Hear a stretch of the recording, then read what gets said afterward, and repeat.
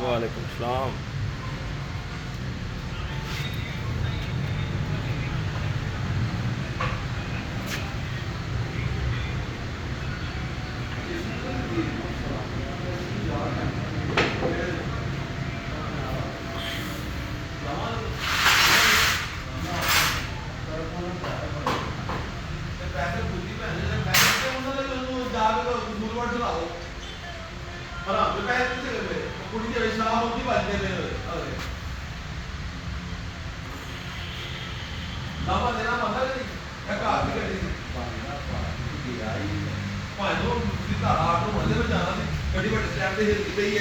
ਗੱਡੀ ਨੂੰ ਲਾਗ ਲੱਗਣ ਵਾਲਾ ਗੱਡੀ ਦੇ ਅਗਲੇ ਸਾਲ ਨਹੀਂ ਕੰਮ ਕਰਦੇ ਨੇ ਉਹਨੂੰ ਕਹਾਂ 2000 ਮਿਲਦਾ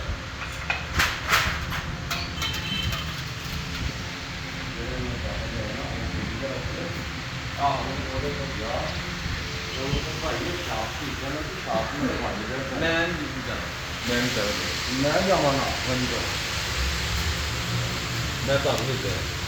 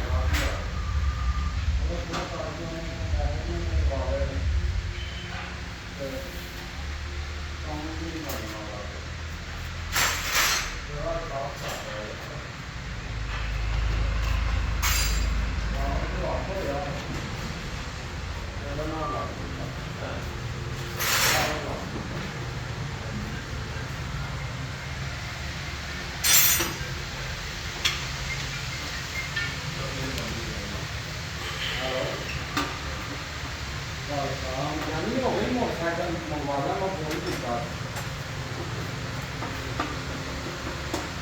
ਜਦੋਂ ਤੇਰਾ ਦਿਲ ਕਰੇ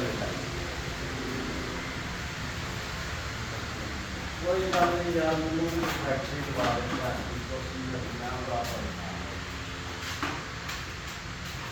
ਅੱਜ ਕੱਲ੍ਹ ਯਾਰ ਮੇਰਾ ਮੀਟਿੰਗ ਕਰਨੀ ਹੈ ਫੈਕਟਰੀ ਦਾ